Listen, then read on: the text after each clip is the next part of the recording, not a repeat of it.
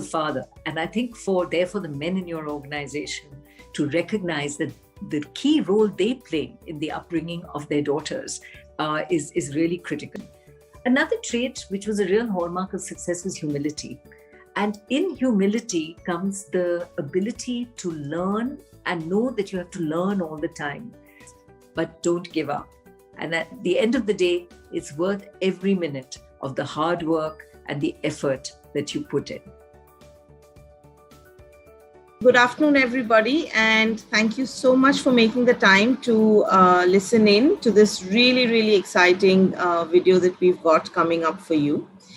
This is the first of our Expert Connect series, which we are launching especially on the occasion of International Women's Day. But really, it's not just a day. We're celebrating it through the month, and ideally, we should be celebrating this through the year. We've got a very, very special guest with us. Miss Naina Lal Kidwai, and actually she needs no introductions whatsoever, but I'm still going to introduce her. So Naina has a professional journey of many firsts.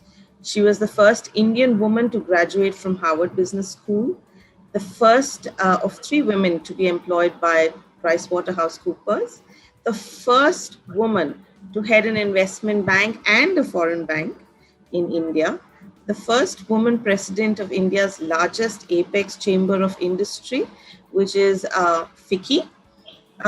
She also, after completing her 13-year-long stint with HSBC in 2015, she really moved on to doing something that she's very passionate about, which she had been engaged with in the past as well, which is women empowerment and water sanitation, where she's been engaged with in different capacities. She's currently serves in the advisory position of boards of organizations and has been associated with us at CIPLA in the capacity of an independent non-executive director. She has also authored 3 books, Survive or Sink, an action agenda for sanitation, water pollution, and green finance, Contemporary Banking in India, and 30 Women in Power, Their Voices, Their Stories. Naina has repeatedly ranked in the Fortune Global list of top women in business and has made regular appearances in the listing of powerful women in business globally and in India. Recipient of the distinguished Padma Shri Award, she is truly a path breaker who broke the glass ceiling and went on to become a role model for many young women. Welcome, Naina, and thank you so much for being here with us this afternoon. I'm so happy to be with you. I feel very much a part of the CIPLA family. I've been a proud member of the board now over 5 years, and delighted to be with you on this very important occasion. Thank you. Thank you once again. I just wanted to start off perhaps with a question I'm sure you're often asked. You've had so many amazing feats in your journey. Was this always an aspiration to be this big person in industry, big person in commerce? And, through your journey, have you had, role models, people who've inspired you to be on this journey? So I don't think any of us ever start with this vision of where we're going to be. It would be just very far sighted if one could. I think my career, and in fact, the career of many of the women who I covered in my book, 30 Women CEOs, there were women in power, but all CEOs, was really a journey where each of us would reach a point where we would look over the parapet and say, hey, I can get over this one and move to the next level. So it's a series of steps, some big, some small, which get us there. But I think there are some influences which help. And one of the early ones, which I always talk about, and which is why, by the way, I think that all of you should also encourage employees to bring the family to work at least one day in the year, was the influence that I had when I would go very late at night. My mother would pack me off to go get my father home, who was still sitting in the office after 8 o'clock. And going into his office where there was, a handful of people, sitting in his office, sitting in that leather swivel chair of his. And there was something about it that really grabbed me. And I think it stayed. And there was a sense of satisfaction when a few years later, I could be in an office, interestingly, just across from where his was in Bombay, on the same street on MG Road, in a beautiful building in Gridley's Bank those days, and sit in maybe not as nice a chair, but in a swivel chair, and reflect about how wonderful it would have been if he was still around. So these influences are important. Mentors, many along the way. I can't say any one. Parents, family, teachers, and sometimes just very ordinary people who you wouldn't think could be the aspiration or a mentor that they are, but you learn from everyone. And, one of the cases I love to mention here is over the Bombay riots, when we had actually said that nobody was to risk life and come in, trains had been blown up, etc. I arrive at work, literally with my running shoes, because I didn't know whether I'd be able to drive back. I might have had to sort of hoof it back home. Who do I see but my executive assistant? And she's a young mother. She's left her 3-year-old child behind with a neighbor because her domestic help hadn't shown up. But she believed she needed to be at work. And I was like, why on earth are you here? And she lived in Bandra. I only lived in the Malabar Hill area. So she came from very far, risking all because she believed it was her duty. And when you come across something like that, you think, who am I to worry about whether I should be at work when someone like this has taken her job so seriously? So you learn from everyone as you go along. That is so wonderful. And I strongly believe that, inspiration can strike anywhere. It can be from anybody. It doesn't have to be somebody who's really big or powerful or whatever. It can just strike anywhere. So thank you for sharing that. And you spoke about that book, which you've written, 30 Women in Power, Their Voices, Their Stories. Are there some lessons from there that you could share with us? Yeah. So I was really struck by how many common messages there were across that. So one, of course, was the influence of the father. Everyone very close to their mothers, and of course, influence there was a given. But the role of the father, and I think therefore the men in your organization to recognize that the key role they play in the upbringing of their daughters is really critical. I know what a big influence it was in my life. And every one of these women had that same benefit. It goes without say that there was passion about what each one did, a passion to excel, a passion in terms of enjoying the work they were doing. So I think you have to be very true to yourself. Are you really enjoying what you're doing? If you're not putting your best foot forward. So you have to give it your all. Make sure that you are absolutely being able to give everything of your skill set into that role. The second and very important message is that ambition is not necessarily bad. For many women, this becomes a very tough aspect of, are you seen as too ambitious and too aggressive? It's not right behavior. Well, actually, it's not bad. And every one of these women, again, were unashamedly, unabashedly ambitious. I would say competitive, but not competitive against others, competitive against themselves in terms of wanting to excel. So you see the skill set around you and you say, hey, I can be as good or better. But you don't do it with a view to pulling the other person down. You do it with a view to excelling for yourself and recognizing all the time that you have an ambition to succeed and to improve yourself in the organization. Another trait, which was a real hallmark of success, was humility. And in humility comes the ability to learn and know that you have to learn all the time. So one of my favorite Sanskrit shlokas actually is Mahastavira Sangarakshita. And what that means is to know what we do not know is the beginning of wisdom. Mm-hmm. So learning never stops. And it is that continuous search for learning, for the curiosity of the mind, which should be unleashed as we go forward, with a view to also being humble enough to recognize that we do not know it all.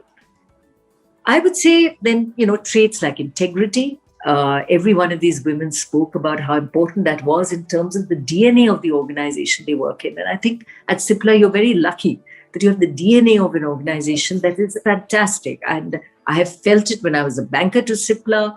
I feel it even more now as a member of the board. And I'm a very proud member of the CIPLA family because the culture and the value systems that came, whether it was from Dr. Hamid and Mr. Hamid or Samina or Umang and the whole top team, and every one of you is a very important embedding of the values and culture of the organization. And for the women that succeed, I think feeling that emotional bond in terms of the values is, I think, very important and came through this book as well.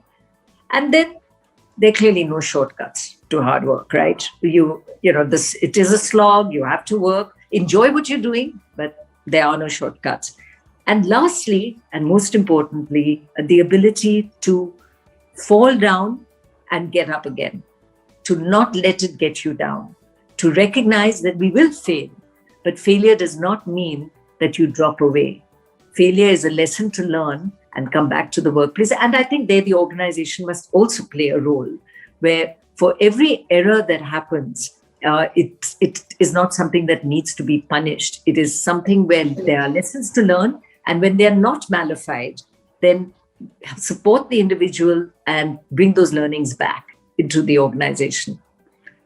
So lots of learnings. Yes, and I can, they're simple, they're easy things, they feel very intuitive, but yet at times we tend to forget them, which is why books like these are so important.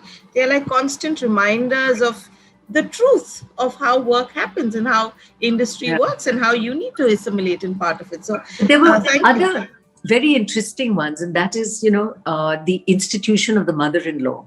I was quite struck by the fact that many of the women had relied on that mother-in-law to be their prop. It wasn't their mother alone. It was the mother-in-law, sometimes even more so. In my case, I can tell you, my mother-in-law was the one who flew down at short notice from Delhi to look after my daughter if I had to travel and my husband was away as well.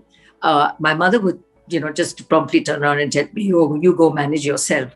My mother-in-law was much kinder about these things. So it's about befriending everyone who can help you. We had a case in the book where, in fact, it was Aruna Jayanti, who is very much in the tech world, who talks about how her Stanford professor used to babysit her kid when she went to class. So think of the ability of these women to draw on anyone and everyone around them, neighbors, of course, domestic health, family, you name it, to help them along the way. So the answer is don't fight. Make sure that everybody who can help you is there. And of course, the choice of spouse. Husband, if you are indeed the woman and working woman in the family, is so critical. It's a career choice that you need to have that support system at home, because otherwise it's a long and arduous journey. Yes, and I fully understand. I fully appreciate that.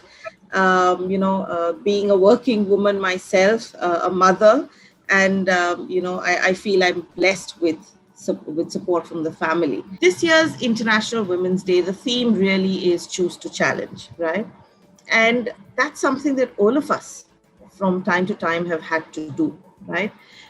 Challenge gender perceptions, challenge stereotypes, biases, societal norms, that we're all surrounded by all the time. Yeah. I'm sure you've encountered some of these. Do you want to talk to us about, how you probably challenge some of these? It kind of will inspire us to, see and be watchful and be, more, non-accepting of these, I guess. Yeah. So I think without consciously thinking of it, to stand firm and not cave in under these pressures. And that can only come because you love what you do. I mean, I was very clear that work was a very important part of me and my existence and my happiness. But so was family. And I always talk about this like as the three balls, the two crystal balls of family and work is the second. And you're a big juggler who's having to keep both these in the air. And they're both equally important, because if any one of them falls to the ground, it will shatter. And then there's the third ball, which is what I call the me ball, which I treated as a rubber ball. But I had women in my book who really said that it was also a crystal ball for them. doing their yoga, meeting with friends, music, whatever it was as critical. I treated it as a rubber ball because I believed I could drop it, it wouldn't break, and I could pick it up when I had the time. So it is about managing all of this and doing this in a way where you aren't fighting with everyone around you. But you know that it's important to you, and you try and carry and collaborate and bring everyone along. And if you're lucky, as I was, you can get a lot of friends along the way. I think a second is in very early in life. I was growing up in a very traditional North Indian family. Women did not work. And I had all these naysayers and uncles around me who were like, oh, you're wasting your money, to my parents, even thinking of sending her off and so far away to the US, you should just get her married, etc. When I was hell-bent on going for my MBA, right? So for everyone who was a naysayer, it made my resolve stronger. And actually, when I look back, I thank my stars that I had those that did not believe in my ability, those that actually would have gotten the way, because it just made me that much more stubborn and resolute to go out and do what I wanted to. So sometimes it can be a big help to have the naysayers around you, but you have to be sure about what you really want and not let them get you down and get you out of the way. Society has changed, but not changed enough. I was very struck by a study I saw, which said that, I think it was an India Today study, which said 67% of the men and family members who were interviewed were very happy to have their spouse or a daughter-in-law go to work. But 60% still said that the role of the woman was to look after the house, look after the children, etc. So that's the dichotomy. Oh, I'm very happy for you to go and work and make the money and bring it back, but you have to do everything else. And that is what needs resolution. And we have seen this through COVID, where women have found it very hard. I've been seeing this study which Fiki did with the UN and in India, and women have been very badly hit. And there are studies around the world, not just India, which show that women have done home duties which are 1.5 times more than the guys, and at least 3 to 4 hours of home management duties while they worked from home. Children at home, needing schooling, families at home, cooking, domestic help can't come into the building, you're having to manage. So it's been very stressful. And that is what needs to change, that it is not just the role of the woman, that working woman must have equal support in terms of the family at home, which enables her to deliver. And that, I think, is still going to take a while to change. Yeah, and that's very right, because, that was going to be one of my next questions. Considering, we are in this unique situation, none of us have faced something like a pandemic before, etc. Life has really changed around us, right? In your mind, how has this changed corporates and, employees and the relationships and things like that? What is your perspective on this? Yeah. So I think that one of the big changes has been the way organizations are having to reinvent themselves. So if you think of the traits, and I was part of a panel discussion at the Harvard Business School, that the traits that were reflected on, which were important through this kind of period, were resilience, agility. If you were an entrepreneur, you had to reinvent your model. If you worked, you had to learn to work from home. All of this called for changes, which I think as Indians actually, and even as women, we do quite well. We are able to adapt very quickly. I mean, I won't use the word jugaad, but we are able to manage somehow. Decentralized management, interesting because that gives more empowerment. But one of the things that began to happen in companies was the decision-making became much more away from the center, because you didn't have a center, you didn't have an office. It was pushed much more out to the edges, which is great because you have to be more empowered by the organization to take decisions, because you can't always have somebody telling you what to do. And that is helpful. Collaboration, working in teams, etc., is certainly a norm that everybody likes. But now you're having to collaborate across not meeting up, but working in a very different environment. And you can't forget that collaborating is important. But there were other things that have also arisen through COVID, and that is values and humanism. And for all of us, we saw the tragedy of how little people have. The migratory labor as they went back, walking for hours and hours with all their possessions in one little bag on their head or in their hands. So these are also stark reminders to us as to what we need to do as a member of the community, as a citizen. And I would just end by saying that the customer is key. And this sounds like, preaching motherhood and apple pie to everyone. And Drucker, years ago said the purpose of a business is to create a customer. But this is not a traditional recession, right? We had supply existed, demand existed, but customer access was really the issue, the logistics of it. How do you have that outreach?